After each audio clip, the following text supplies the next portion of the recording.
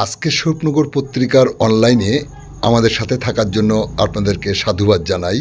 আমি সৈয়দ রেজওয়ানুল হাবিব। আপনারা দেখছেন আজকের বিশেষ বিশেষ খবর। স্বরূপনগরের মেদিয়া পল্লী উন্নয়ন সমিতি ৭০ বছরে পা রাখল। তারই শুভ সূচনায় প্রধান সঙ্গীতকার কুণ্ডু কি বললেন তিনি শোনাবো আপনাদের। অন্ধকারের উৎস হতে উচ্চারিত আলো,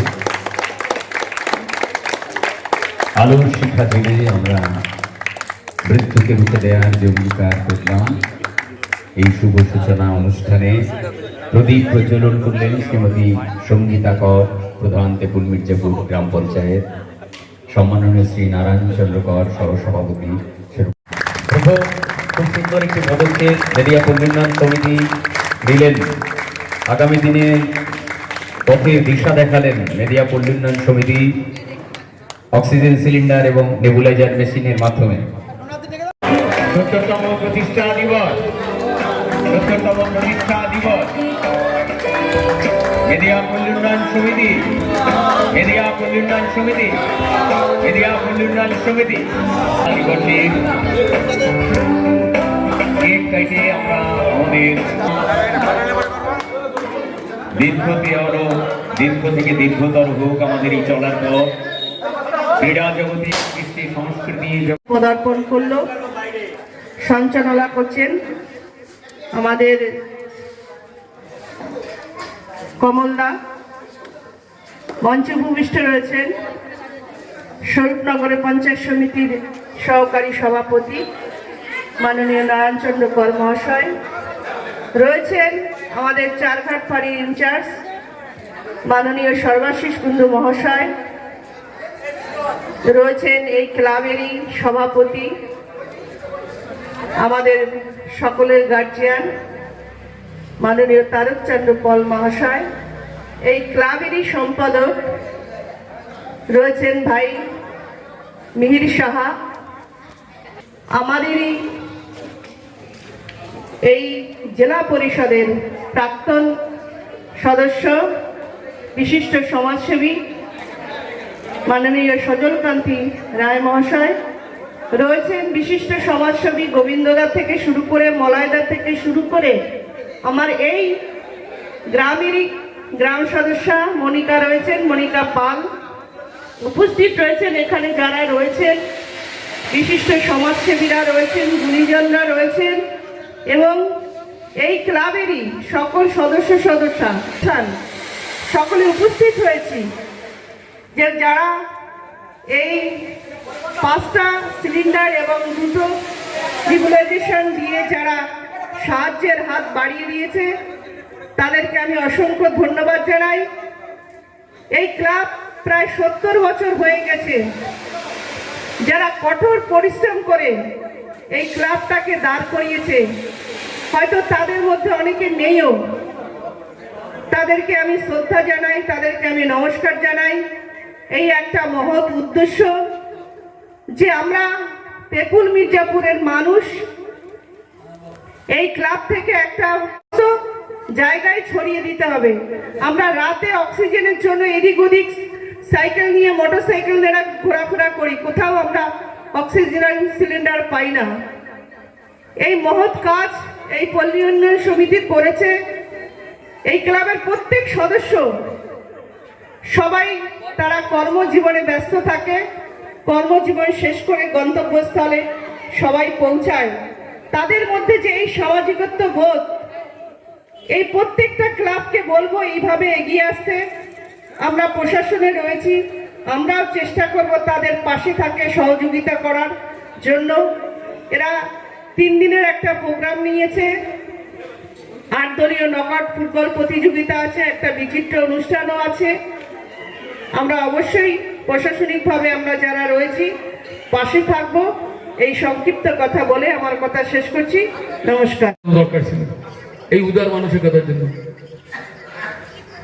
বিশেষ সমাজসেবী গোবিন্দলাল সাহা, গৌরঙ্গদা আছে, সুনীলদা আছে এবং যারা এই সিলিন্ডার দিয়ে ক্লাবকে সহযোগিতা করেছে। ক্লাবের সাংস্কৃতিক কালচারাল সেক্রেটারি মনোতোষ ভাই মনোতোষ, মঞ্চে উপস্থিত আছে এই ক্লাবের আরেকজন জনকল্যাণের দপ্তরের যিনি দায়িত্ব আমার ভাগ্নে, একদম প্র্যাকটিক্যালি আমার ও একটা প্রকৃত সোশ্যাল ওয়ার্কার, এবং ক্লাবকে ধন্যবাদ জানাবো ওর একটা পথটার জন্য দেওয়ার জন্য। ওর যে কোনো ব্যাপারে এগুলো ওর সম্পর্কে যতটাই বলা মনে কম বলা হবে। ও কোনো সোশ্যাল ওয়ার্কের ক্ষেত্রে কোনো দল দেখে না, কোনো জাত দেখে না, ও ঝাঁপিয়ে পড়ে। একটু মানসিকতা নিয়ে চলাটাই শ্রেয়, এবং এসব ছেলে পেলে দরকার ক্লাবকে। ধন্যবাদ জানাবো আমার ভাগনা নিমু শাহকে এবং এই ক্লাবের সদস্যরা। আমি কাউকে ছোট করছি না, সকলকেই আমার অন্তঃস্থল থেকে শ্রদ্ধা প্রণাম জানিয়ে আরো অন্য ক্লাব আরো উজ্জীবিত হবে।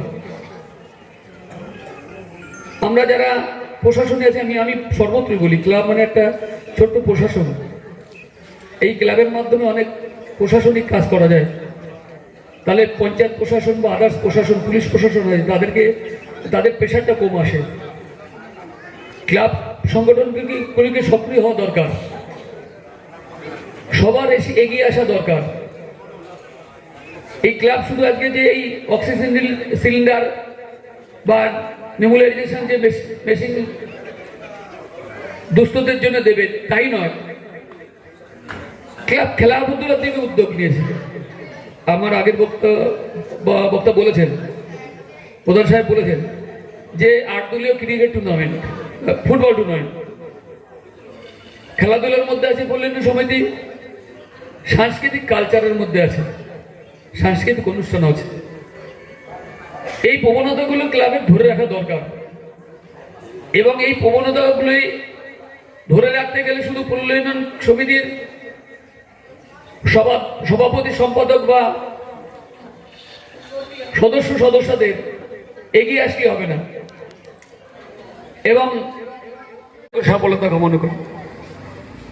আজকে যেমন দুস্থরা অক্সিজেন সিলিন্ডার আমাদের কাছে একটা দুরূহ ব্যাপার ছিল। যদি কোনো মানুষ রাত 12টা একটা সময় শ্বাস নিতে কষ্ট পাচ্ছে, আমাদের ছুটে যেতে হতো হসপিটালে, আমাদের ছুটে যেতে হতো গোবরডাঙ্গা। কিন্তু আজকে সেই কাজটা কিন্তু আমরা গ্রামে বসেই পরিষেবাটা পাবো। এটা একটা মহান কাজ। ঠিক তেমনি খেলাধুলা, এই খেলাধুলার মান, যারা বিগত দিনে এই 8 দলীয় টুর্নামেন্ট খেলবে, এই খেলাধুলা দেখে আরো মানুষ খেলাধুলা উদ্বুদ্ধ হবে। আমি আগের দিনে একটা কোথায় বলেছিলাম, আমি বাংলার মানবিক মুখ্যমন্ত্রী কিন্তু খেলাধুলার দিকে নজর দিয়েছে। যারা ন্যাশনাল খেলে সন্তোষ খেলে বাংলায় ফিরেছে, প্রত্যেকটা ছেলেকে চাকরি দিয়েছে উইদাউট ইন্টারভিউ। তার মানে কি মানবিক মুখ্যমন্ত্রী চাইছে খেলাধুলা করলে খেলাধুলার মান বাড়ানোর জন্য কিন্তু এই কাজটা করেছেন। ঠিক তেমনি উন্নয়ন সমিতিও বুঝতে পেরেছে যত ছেলে পেলে মাঠমুখী হবে তত পরিবেশ ভালো থাকবে। হেলথ ইজ ওয়েলথ, স্বাস্থ্য সম্পদ।